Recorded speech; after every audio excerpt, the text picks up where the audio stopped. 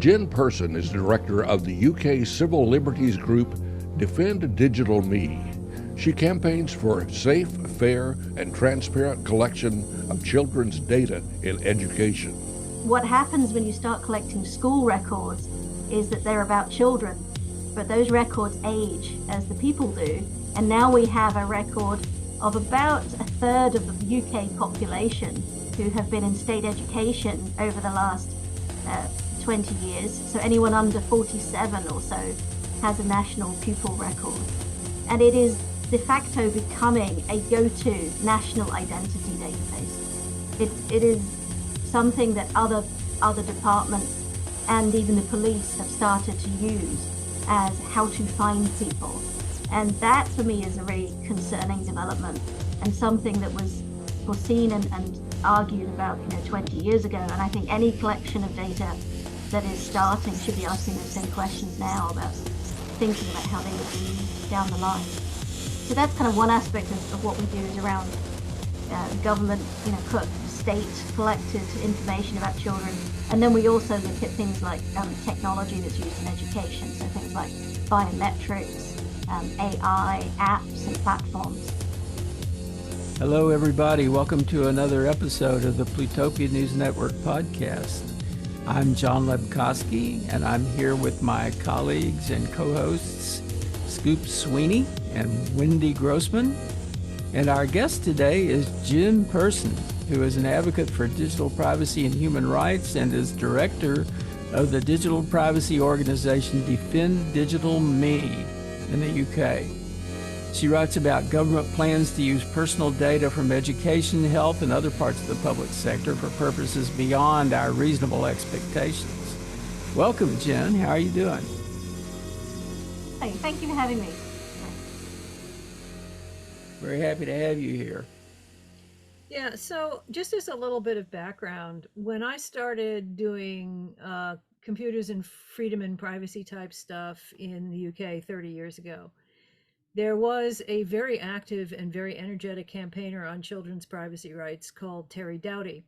And Terry she was a great campaigner, but unfortunately, like a lot of campaigners, she eventually burned out, and there was this kind of gap. And I was thrilled when all of a sudden I realized that a successor had appeared magically out of nowhere. And the thing that Terry used to say a lot was that children are the test subjects or the guinea pigs for a lot of government policies that they eventually would like to spread over the entire population. So when Jen talks about what's going on in the schools, that's always in the back of my mind, that there is this potential for, to basically raise a generation of kids who think it is normal to be tracked and who think it is normal not to own their data. So do you want to start by kind of bringing us up to date on the state of play in the British schools?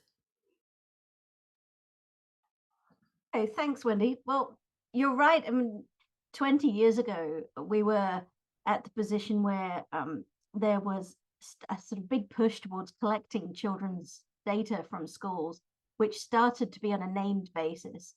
And at that time, the talk around why you collected personal information from schools was about making the information work for the school system. So to try and understand what children were doing and how they were getting on and progress. And the argument was made that names would be added to the data collection only for the purposes of joining data records together. And that was the idea that you would start to be able to see a bigger picture by putting perhaps records about children's health or social care together with education records. Now, unfortunately, fast forward 20 years, and what has happened was the inevitable. And as you rightly mentioned, Terry Doughty did a huge amount of terrific work back then to raise awareness that as soon as you start adding names to records, it increases their risk level. And the scope creep was inevitable.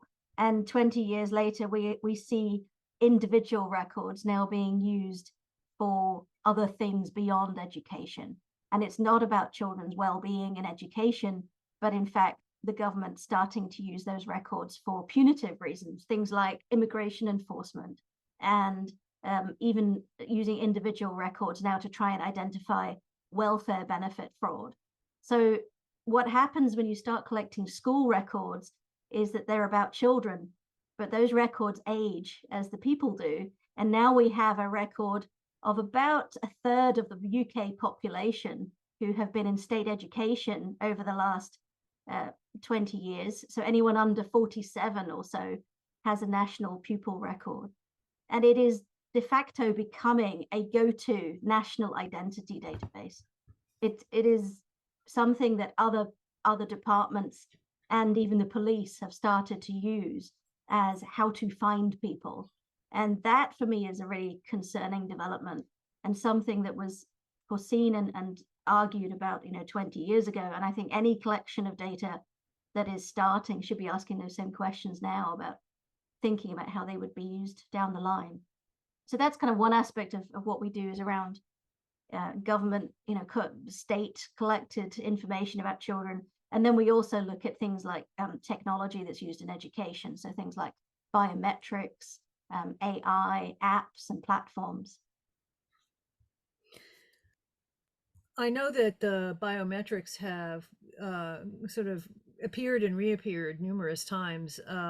There's one particular campaigner in the north of England who it seemed like every 5 years she would contact me and say, "Well, we got this." I think it was the use of fingerprints, wasn't it, to pay for school lunches that they finally got a law through that required parental consent, and as soon as that happened, then they started switching to what, facial recognition or something, and had to do it all over again. It seemed like. And but the educational technology, or ed tech as they've taken to calling it, I mean, that's got to be pretty similar between the US and the UK. I would assume that we have international companies who are selling the same things. Well, absolutely. And we've got that crossover actually really neatly between biometric technology and technology that's used in the classroom or used in schools. So there, you're talking about Pippa King there, who in fact is our co-director at Defend Digital Me, and she has done some terrific work over a decade. And the legislation that was changed back in 2012, and again, there's some parallels with privacy laws and work going on in the US that sometimes talks about biometric data, is that there is very little understanding in the education sector and the people that are starting to use these technologies of, I think, the risks and sort of future uses of these types of what we might consider pretty sensitive and significant biometric, identifiers. And I think the test cases that have started in UK schools 20 years ago, again, was for borrowing library books. So children were being asked to use their fingerprint to effectively as an ID to check out a library book.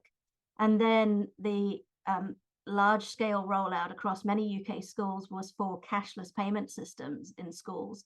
So children were able to go to the till, and instead of paying a British pound for their pizza, they would just use their fingerprint. And there's been a lot of debate over that over the years, but in effect, no matter what pushback there has been, even regulatory pushback, in 2020, there was a large-scale implementation in Scotland, and it made headlines, and our data regulator, the ICO, stepped in and asked questions, and it was put on pause and eventually stopped. But it didn't stop the collection across the UK wide. And although the regulator said this is likely in breach of data protection laws, they didn't go as far as other countries in Europe, like Poland, Bulgaria, France, and Sweden, that have all said under European data protection law, the GDPR, this is not lawful. You cannot require children to use fingerprint systems. And even where they are ostensibly offered consent choices, it isn't really valid, because as soon as you put children into a situation where they're disadvantaged by not using the system that uses biometrics, it isn't a freely given choice anymore. And as soon as that freely given choice isn't truly free, then it's not a valid consent basis. So it should be, I think, in the UK as well, that the standards should be much higher for the generation where we think this is going to be something that literally is with them for life. And we don't yet know the sort of high-end use cases that we'll need to be using their biometrics for. And what's really remarkable is the same companies that have adopted started out with fingerprint technology and now offering and I'll quote, in inverted commas, if you like, upgrades for free, because instead of using the next generation of fingerprint technology, they're moving to facial recognition. And so this rollout in Scotland was in fact facial recognition technology, and the sort of question marks around that, I think, are really significant, of now where and who is sourcing these kinds of technologies and where are they coming from. One of the big things we still don't know, despite Pippa and I doing a lot of research around it in 2022, is who actually makes the technology that's being sold to schools. And we know who distributes it, but we don't actually know who manufactures it. And that kind of sourcing question seems really important to ask when they're being given it for free. And we're really curious as to whether it's actually being used, children are being used to develop these facial recognition technologies and training data sets in ways that they don't expect. So there's still lots of questions around how that works. The other use cases are things like that you might more expect in sort of high security reasons, sort of access to buildings, access to certain parts of buildings. And sometimes the challenge can be around, when people say, well, it's not real biometrics, it's not real facial prints, because the systems don't send the facial imagery outside of the school. And again, we just find people just don't really understand the technology, unfortunately. And so they're convinced by the marketing tech that these are not sort of bona fide facial recognition or facial detection systems, when they very clearly are. So as you say, a lot of these systems are being tested in schools and being rolled out at scale in ways they haven't been yet in the UK. But in fact, are on the verge of being so. The government is really proposing more and more facial recognition, more facial detection and age verification being rolled out on the high street. So we're moving from children being the sort of guinea pigs in schools to children being the required data subjects on the high street for these technologies too. So it'll be an interesting time ahead to see how that develops. There's a lot of concern in this country about facial recognition technology and the storage of these images, and the possibility of AI being used to steal those identities and use it in a unacceptable way. Do you hear that sort of thing in the UK?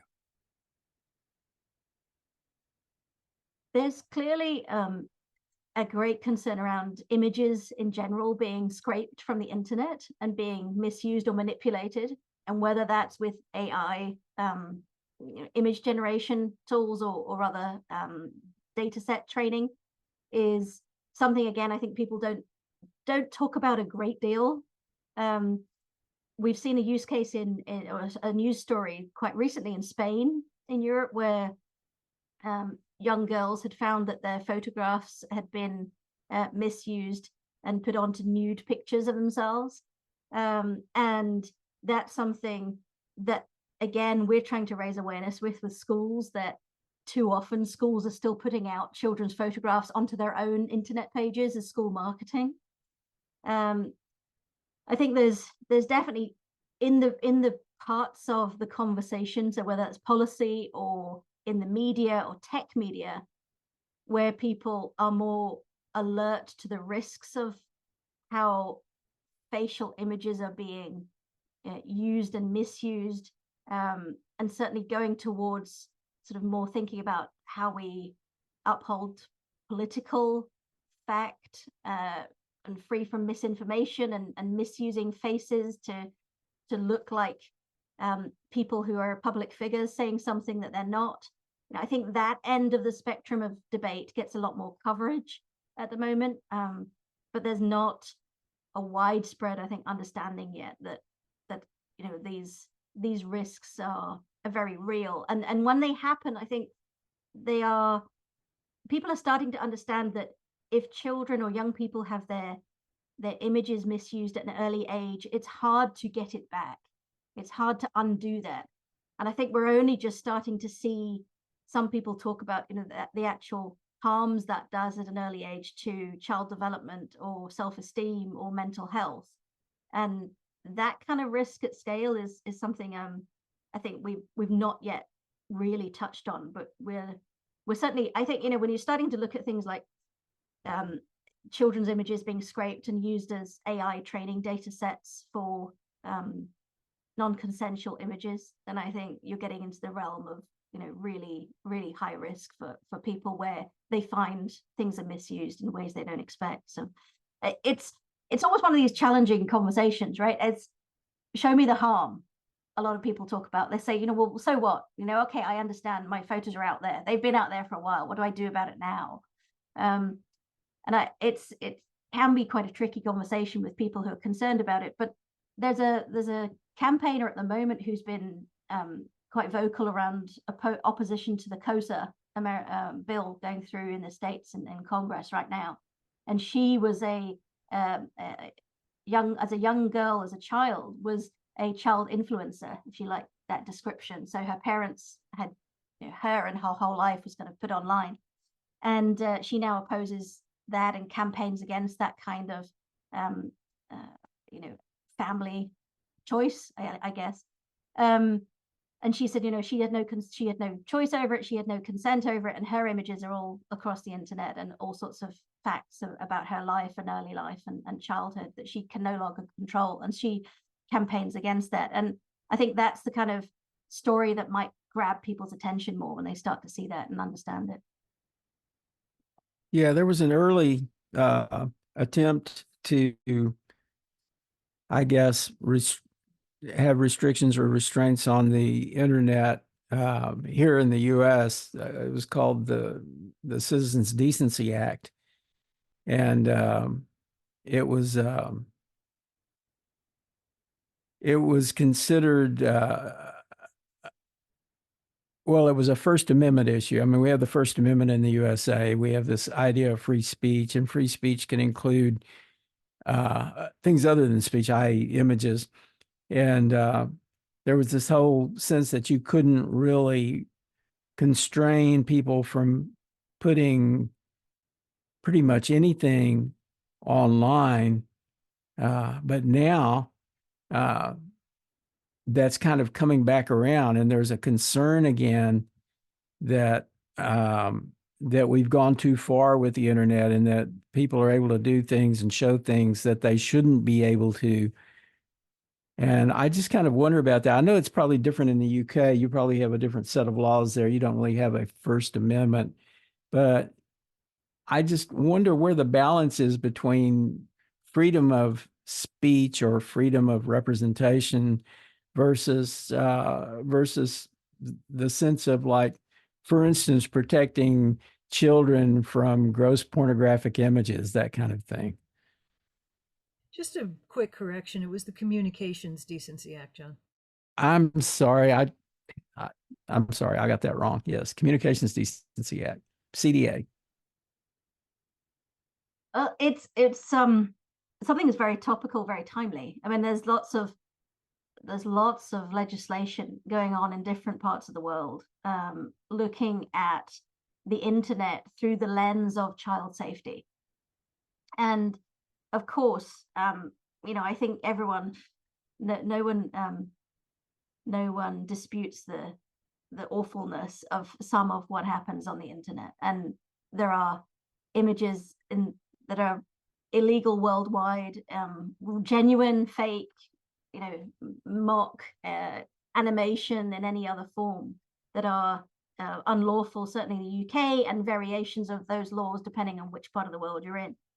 I mean, we had some very, very interesting work done with Child Rights International Network in 2021 now, and published a report called Privacy and Protection. And it was looking at the question that had really arose through the sort of polarization of recent debate around whether or not content should be and could be and how it should be managed online and governed through different pieces of legislation. And more often than not, the challenge becomes conflicting views of what is technologically possible and what is technological, what people wish to happen. And unfortunately, one of the greatest challenges, I think, is again a lack of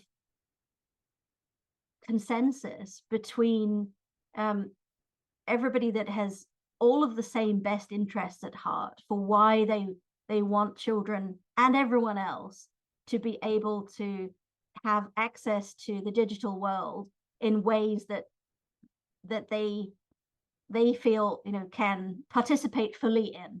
And that can include, but may not always be, your own definition of safety, because obviously safety is a not an uncontentious term even of itself.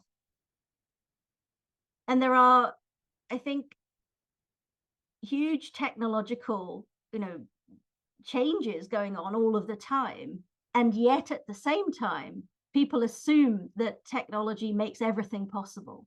And I think the difficulty we have in much of that debate is that no matter what technology you have, you will still have bad people in the world that do bad things. And that will not change no matter what kind of technology solution you have.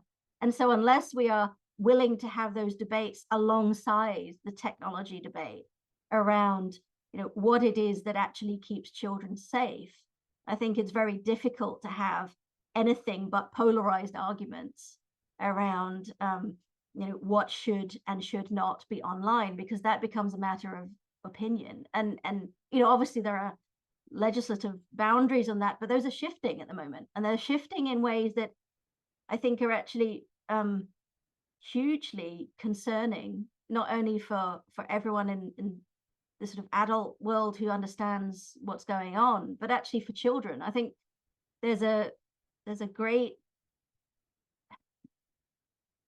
sort of movement at the moment that is multi-pronged, and it is all coalescing around the idea that not only are there things that children themselves should not be able to see or access or do online, but that it is in the sort of idea that it is about people's definition of safety, and where those terms of what makes you safe are also overlapping with moral or ethical or values-based views, then those boundaries are not clear. They're not easy to define. And we see, certainly from across this side of the Atlantic, we see the states where there is significant information access being sort of shut down in school libraries, and the debates around what should and should not be age appropriate for children in schools. And that is beyond the technology debate. That's just going into sort of access to information. But as soon as you move that onto online, it becomes an even perhaps more contentious or more difficult discussion to have, because it's no longer about one school library or a statewide policy. It's about information that travels cross borders and cross languages and across different platforms at speed and at scale. And I think that's where, if you start doing the opposite of making information available and you start taking it down and you start restricting content at speed and at scale, the impact of that is that much more significant. So there's a huge, I think we could just have a conversation really only about that, and we wouldn't be done today, because it's a I think COSA is the embodiment of that in the US. And in the UK, we have the Online Safety Act that passed last year here, our piece of legislation. And there is legislation that has gone through and is going through the Australian Parliament. And, these different geographical boundaries are sort of being put around different parts of the internet. And different pieces of content and different thinking around platforms. And if we're not careful, we'll end up with a very balkanized internet of what is and what isn't possible in different parts of the world. And that's I think a real shift in direction. Although it's always been on the horizon, I think it's really much stronger now than it even has been in the last 10 years. Well, copyright has always brought in a certain amount of geographical constraint. The number of times I'm on a web forum where somebody says, "Oh, look at this great video about this, whatever it is that's being discussed," and the number of times that it says you can't see it because you're not in the right geographical area. And they just don't notice because they're American and it's accessible to them. The sad thing is that, as far as I understand it, so much of this panic about the internet, which, I mean, you have to understand, I'm old, and my parents had me late in their lives, and they had formed their ideas about what was dangerous for children when my older siblings were children, which was in the 1940s. So the thing that was banned from my parents' house was comic books. They never noticed that I watched as much television as I wanted. Had they been 15 years younger, they would have been worried about television. And then I don't know if you're old enough to remember when the Daily Mail used to run scare stories about kids swapping porn on floppy disks in playgrounds. And so it always seems like the new technology is the thing that people blame. But as I understand it, the big risks to children in every generation come from the people who are closest to them, in their families, in their schools, in their churches, in their gyms, and it's maddening to see so much attention on safety, online safety, and so comparatively little on, I mean, I think online safety compared to poverty is trivial. I think online safety compared to lack of access to healthcare, or to being asked by your teacher to put your ethnicity and your national background because the Home Office wants to check whether your family is in the country legally. I mean, these are all much worse things for children, and yet somehow, because they're so hard to solve or something, why don't we ever get to talking about that? It's a very good question. I think, and I don't think they're unrelated. I think that's the political capital to extend criticizing big tech platforms or technology companies is quite low, whereas as soon as you start trying to talk publicly about big social issues that were going to cost you public taxpayer money, it's obviously a harder challenge for politicians to take on. But I think I also, we shouldn't underplay. I think there is a zeitgeist, if you like, of genuine concern around what children do and don't do online. But I think it's disproportionate to the lack of discussion around education for children. I mean, there's very, very little good information in the UK around digital, for want of a better word, just digital skills or understanding how technology works. And I think there's a sort of panic that's been built up, which is really unhelpful to further that, understanding, when particularly in schools, the knowledge level of your average, member of staff or teachers, it's not their specialty, it's not their field. And so the easiest thing to kind of get across is what I used to think of as, stranger danger. It's, keep children away from adults and keep children away from harmful situations. And effectively that's been transposed into the digital environment.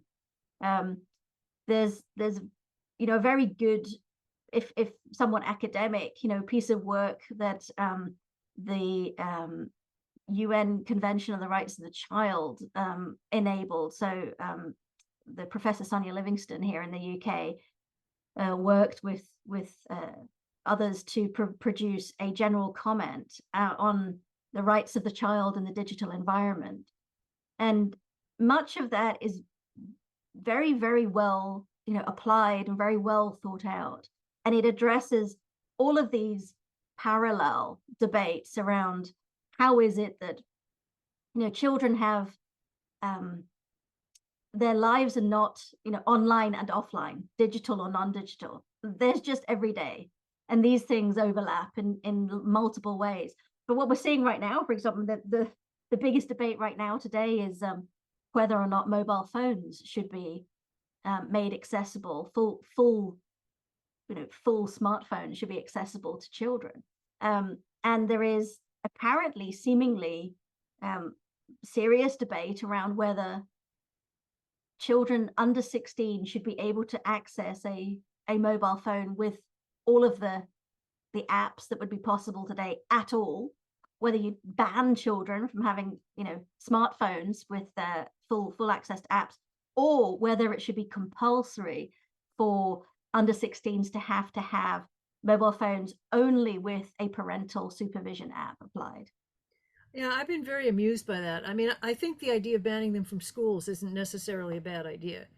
I've read numerous, there are studies that say that kids learn better when their phones are sort of put away for the day. But the notion that you can, I mean, mobile phones are already sold in this country as if the buyer is a child. And if you want to access certain kinds of things, certain social media, various porn sites and so forth, you actually have to go to the mobile phone company and get them to unblock the account. So whenever you take out a new account, it assumes you're a child, and it has filters applied to it. But the notion that the political party that banned smartphones for under 16s would find that no one under 16 would ever vote for them in the future. I mean, it's political suicide. And so why it's even being talked about as if it were a sensible proposition, I have no idea. And as for this, you brought up stranger danger. The comedian John Mulaney used to do this bit about the guy who came to his school every year to warn them about, to teach them how to protect themselves. Apparently he found it absolutely terrifying every year.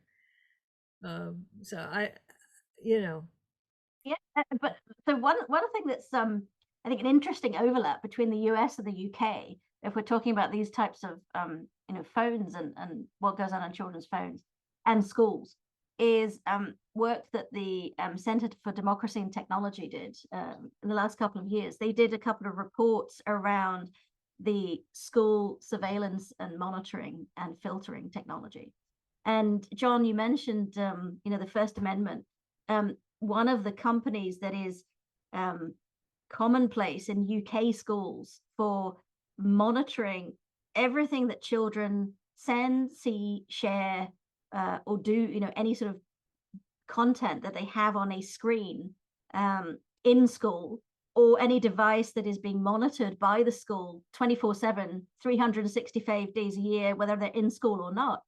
One of those companies actually has a note in their technical notes that says, due to the First Amendment, and I think worked by the ACLU many, many years ago, some of the functionality is switched off for the US.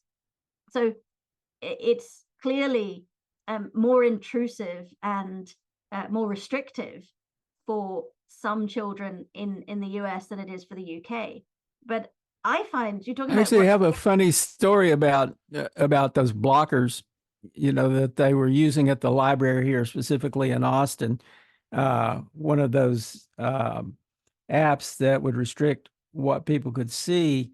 The library thought, we really need to have this thing to protect children, if nothing else. And they asked EFF Austin, which is a local organization related to the Electronic Frontier Foundation that I was part of.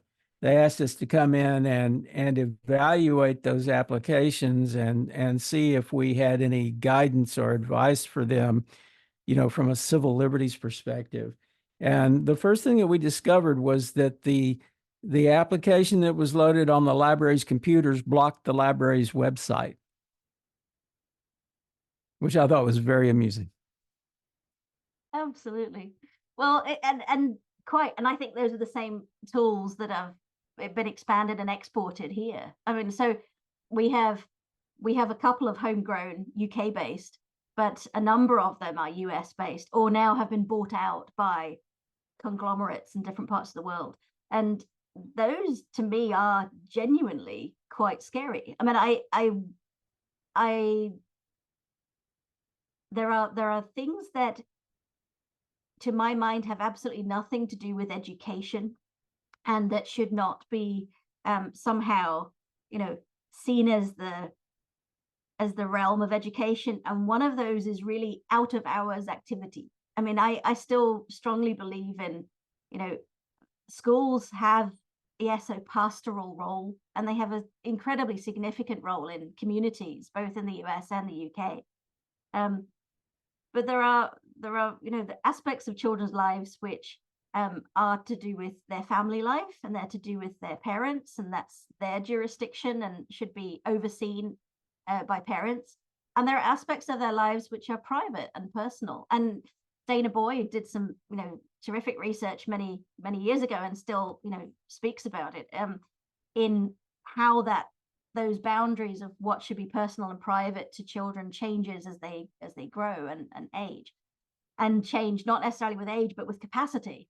And I think that kind of just assumption that there is this blanket of policies applied to children of any age, which can be, I am absolutely certain will be discriminatory. They are absolutely bound to be, if you are looking for, and if the listeners don't know how these tech work, but there are a number of different companies and they all work slightly differently. But the premise is effectively for all of them that there are keyword libraries of how phrases and words that if a user types, sends, shares, sees on their screen, it will trigger a flag in the system to start a profile and profile that activity under certain risk categories.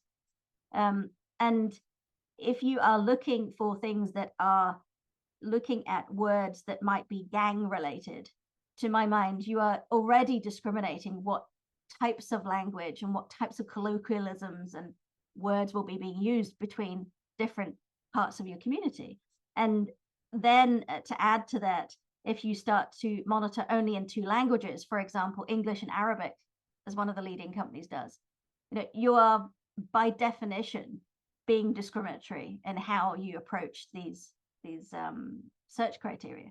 And that these children could be having profiles built up about them that they have no idea exist. And not only that, but some technologies enable a covert webcam photograph to be taken of the child if they trigger one of these watchwords. That there could be an unlimited number of photographs taken about a child is not just something I think you worry about, but is actually concretely proven. I mean, if we look back at 2012 in Lower Merion, Philadelphia, there was the case Robbins versus the school district, and I think their case found that hundreds of photographs have been taken of him by the school on the premise that the technology was automated, but it had assumed, I think their case was something like, it had seen them eating sweets and were somehow conflated this, assumed this was drugs. And he successfully sued the school district, as many people will be familiar with. And I'm sure those cases are just sitting in the UK waiting to happen, because they are inevitably going to have flagged a huge amount of misinformation and inaccurate reports. In fact, one company told us that they only forward, because the company, if they do the monitoring instead of the school doing it directly, they said they only forward about 1% of all the material that they get sent, that they see on their side. They only forward 1% back to the school for potential action. And that doesn't even mean that there is action taken by the school. So it just shows you the kind of, the false positive, sort of false profiles that are being built up, and worryingly are never deleted, because the companies wouldn't have the authority to, unless they pick up nudes. I was told by a couple of companies at a tech show last week that their policy right now is if they see a child nude, they hit delete quickly. Now that to me is not only extremely concerning and actually incredibly serious, but actually unlawful in the UK, because there's a very narrow number of bodies that have permission to be involved in that kind of work, and that would be the IWF. And so we're doing some work around that to try and draw some of these things to authorities' attention and get them fixed. But it's kind of typical, I think, of how these technologies come into schools. There's very little understanding by the staff that are necessarily adopting them of how the technology works. They come in with some premise that is safeguarding, safety-based, and there's very little understanding in the tech side of people who adopt it with the best of intentions of child rights or the law or human rights more broadly. And then they get started and get going, and then they become quite established and quite big. And at which point they're almost too late to start looking back at their legal basis and their human rights basis. And some of these companies are starting to realize, I think, they have real problems right now. So we'll see where that goes. But it's something that is certainly going to become only more established if the online safety work in the UK legislation goes ahead as planned at the moment. There have been school districts in the U.S. that have tried to prevent students from bringing smartphones to school, and were immediate uproar from parents who were concerned because of the growing problem of school shootings, and being able to get in touch with their children or being able to have the children report something like that. So it's kind of a no-win situation.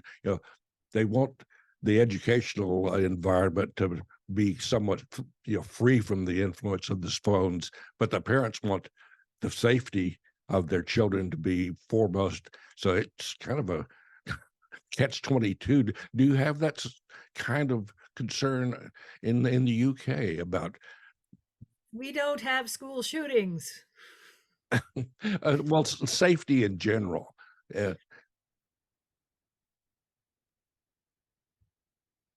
So I mean, it's one of those sad. I mean, it's a very, very sad situation, I think, for us to look in the UK, to look on these almost daily, it feels like, events that get reported from the States.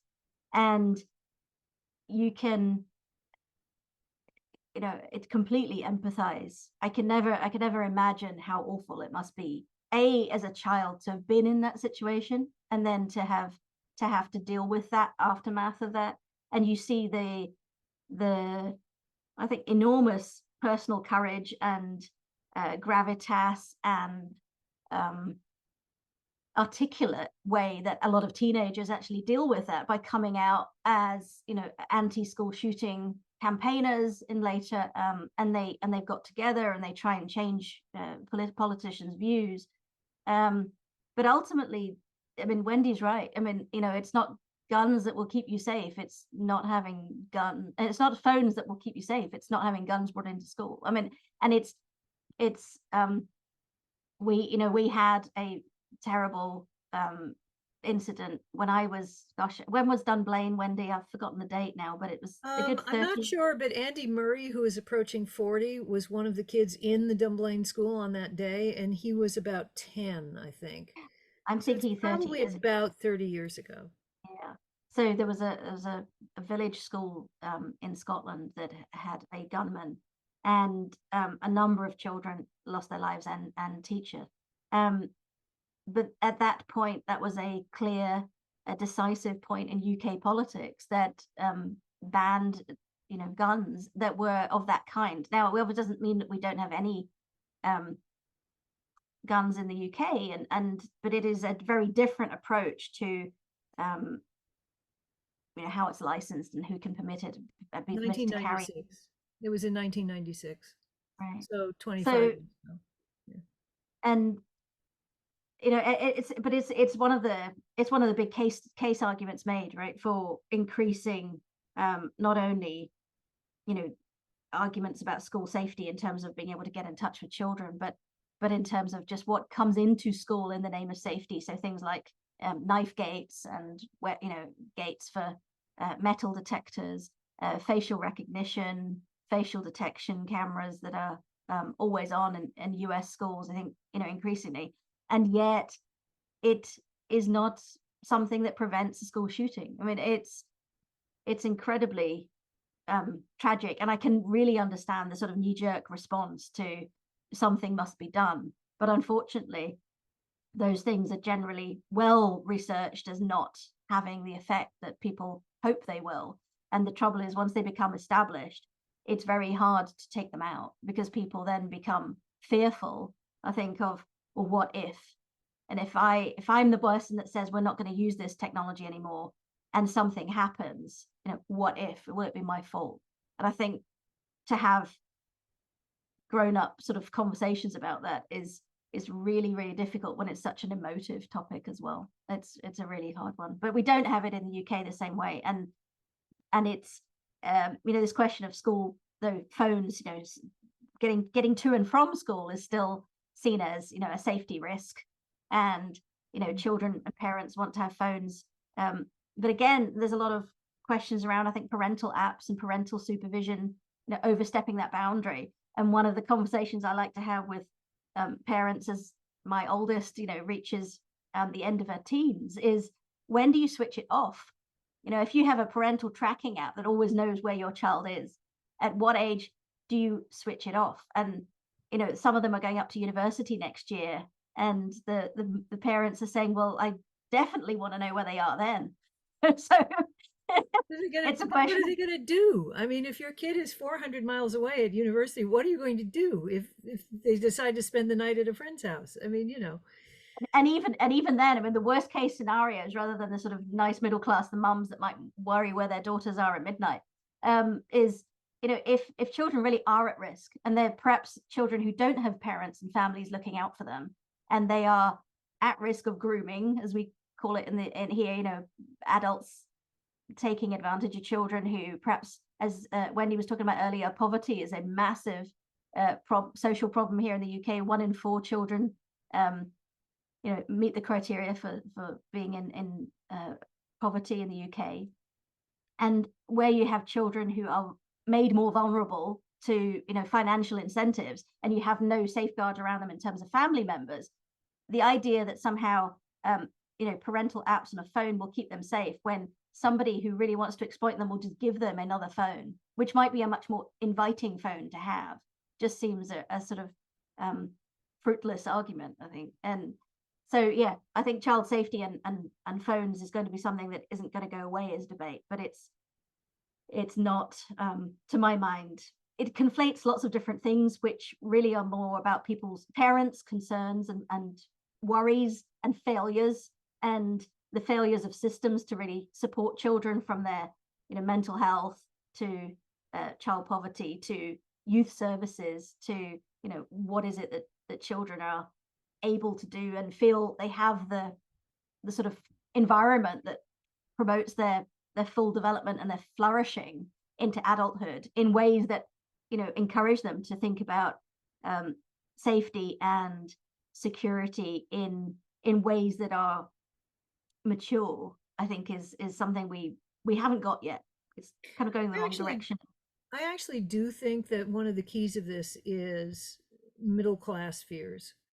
If you're from an impoverished family, obviously you care about child safety, but you have bigger problems. But there's something about the way we approach being scared about the internet that always suggests to me that it's focused on the fears that middle class people have for their kids. Like that they'll, just as on television they cared more about swear words than they did about violence, because nobody really thinks that their kid is going to watch a cop show and then go out and shoot somebody, but they do think that if they hear the swear word said on television, they'll be saying them in class the next day. Yeah, I agree that it's I think there's all sorts of issues of class and all sorts of other moral and social layers to this. And I think it's one of the aspects of it that concerns me actually is is where the direction of travel is going. You know, how do we then, as society, which is made up of all these different aspects and value sets and you know, different populations with different risks, how do we reach a consensus? How do politicians listen to voices that are calling out, you know, particularly parents who have whose children have been murdered or have taken their own lives, you know, in the most awful circumstances, articulate, well-informed parents, and, you know, campaigning on issues that are effectively, you know, going to have sweeping national policy changes if they're listened to. How do politicians really take those into account and somehow reach a social societal consensus? And I think we are really needing to look back in the UK at what is our baseline, and in the US, I know you have a slightly different debate sort of, you know, framework, but really in the UK, we've lost some of what holds, I think, some of this European debate together, which is still the framework of fundamental human rights. And, you know, we don't have that to fall back on as much in the UK, that people have become inured or normalized to a lot of this surveillance and infringements of their rights and freedoms. And they're not able to really articulate that this has gone too far and we need to be able to look at what does the law say around protection of rights and freedoms, and then say, okay, how do we then, with that, you know, use this as a framing to make sure that we are not overstepping those boundaries when we look at, you know, these sort of questions. But isn't that part of the point of bringing a lot of? I've often thought that one thing about bringing a lot of surveillance into schools is then you build a generation who are used to being surveilled, who are taught from day one that being surveilled means that safety. And then when they get to be adults, it's the normal way things are done, just as my generation sees that as profoundly abnormal, because when we were growing up, that was not how things were done. And, you know, the Catholic Church has that whole line about, you know, give me a child till he is 7 and he's mine for life. And I mean, I do think a lot about that when I see what's going on in the schools. But I think it speaks to the misaligned incentives for why we do the things that we're doing, and the economic incentives, the financial incentives of commercial producers of these tools are not necessarily the best interests of the child, although they may be marketed as it. One of the most interesting, and there was a number of comments made by if we go back to that filtering and monitoring technology that's common in schools, one of the leading company CEOs said a couple of years ago at a conference that he said, well, we have to remember one of the reasons that we are using these technologies in schools is because future employers want their future employees to be normalized to them. They want this sort of 24/7 surveillance of all your activity on a screen to be normalized. And I think that value set is something that has an economic, you know, financial incentive for That's these really horrifying. companies. Yeah, and it's, you know, it's basically saying you make us the kind of workers we're going to want. absolutely, And we absolutely. want And it them was to be cowed, and we want them to be cowed and willing to be treated badly and all the rest of it. and I think it's, you know, and that's something that is not something that's part of their marketing materials. And I think that's where, Gee, you think? yeah, it's the kind of some of that space for debate needs to happen, and it is not a sort of scaremongering and, you know, kind of, oh, civil society, you would say that, right? Wouldn't you? I mean, this is genuinely one of the CEOs said this, so it's that kind of debate we're just completely missing in the UK. It's that kind of who is bringing these technologies into schools and why, and what's in it for them? What's they going to get out of it? And that normalization is something that's across the board. All of these technologies, whether it's biometrics or monitoring of content, or you know, whether you're tracked on your mobile phone. And I think that it kind of comes to the question of where we are politically as well in the UK and the US today is, where is it then going to infringe on people's rights to dissent and right to protest and right to speak out and say, I disagree with this sort of normalization process?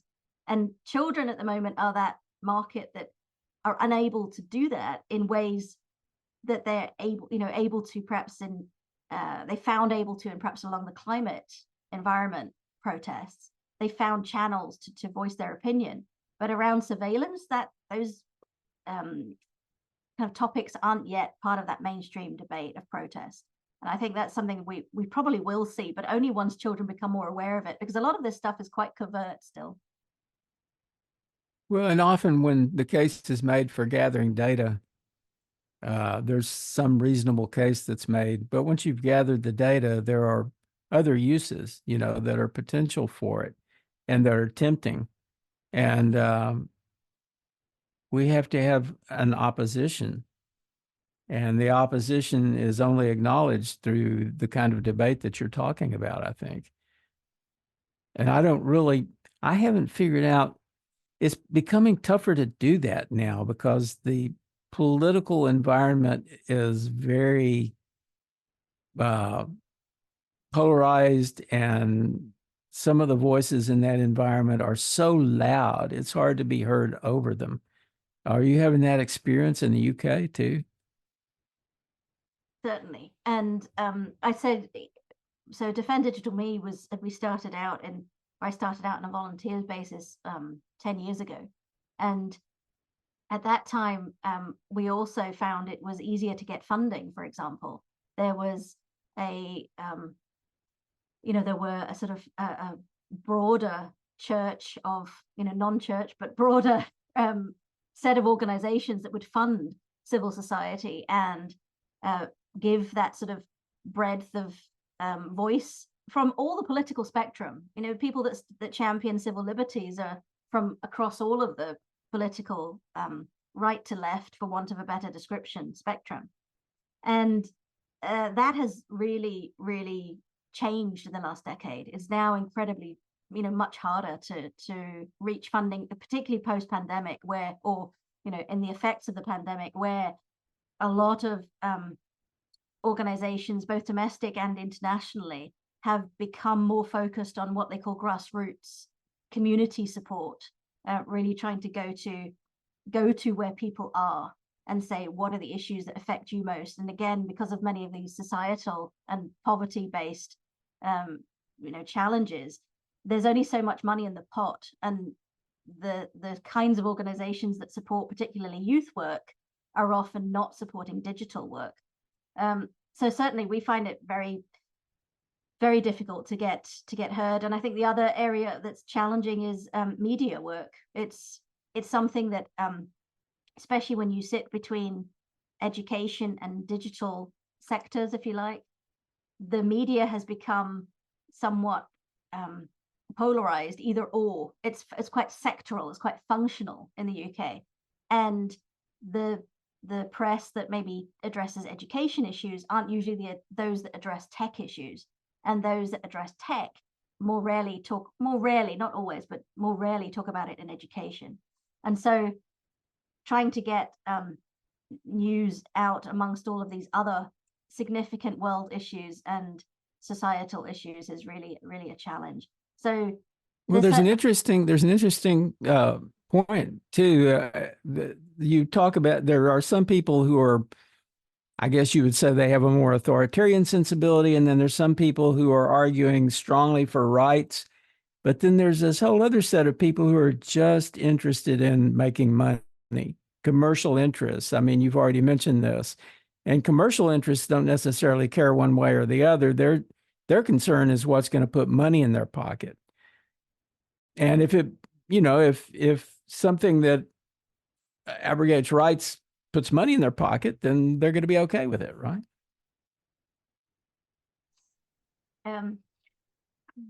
It would be nice to think so. I think we've only seen one direction of travel recently, so it's hard to give that a fair, balanced opinion, perhaps. But it's interesting to see how those things come together. And I think one of the things we've noticed in the UK is there seems to be a what's perceived to be spontaneous and yet is very well timed every time we have legislation that is coming around about online safety, sort of campaigns that pop up and have previously been the kinds of groups that were the core membership was kind of anti preventative measures in the pandemic, so anti-lockdown, anti-vaccination, or sort of quite what might be described as more right-wing groups.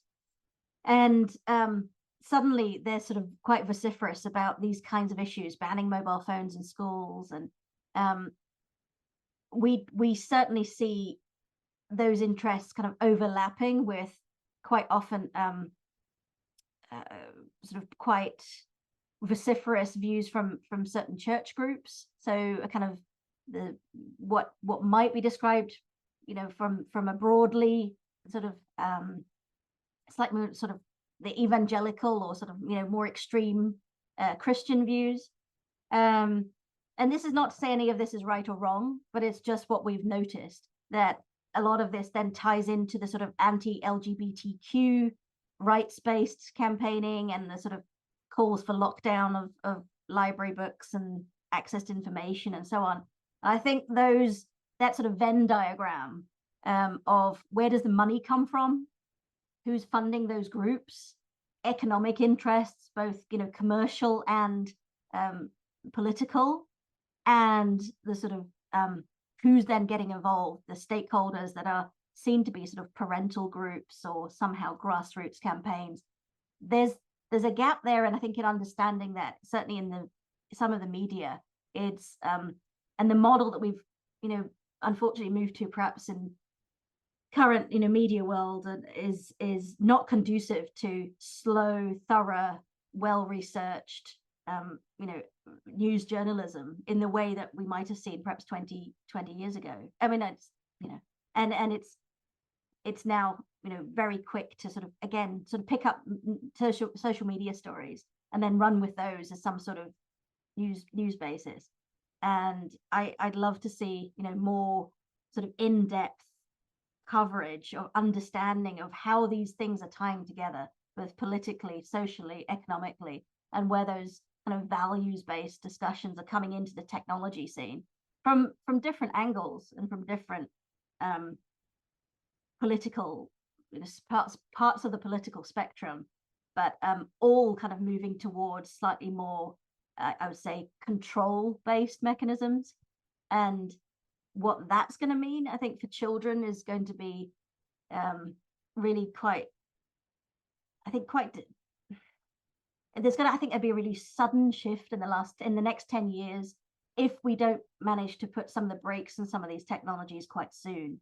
And I'm thinking things like age verification, facial detection, facial verification, and those being tied into restricting access not only to digital content and access to online information, and do you have to use your national state ID to be able to access internet content, but also in the high street and offline, and sort of moving to a greater state controlled through commercial third entities, sort of world where we will know who you are, and we'll know what you do, and we'll know what you buy, and we'll know who you meet, and we'll know that what you're doing in the school place is what we want employers to be focused on, managing you in the future, your attentiveness, your focus, your how much time you spend looking at the screen or taking a break.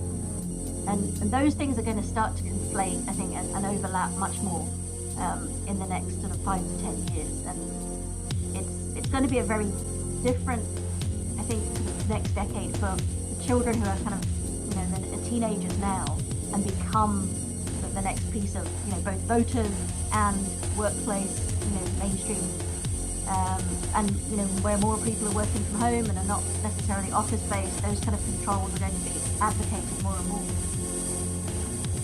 Oh, my Lord.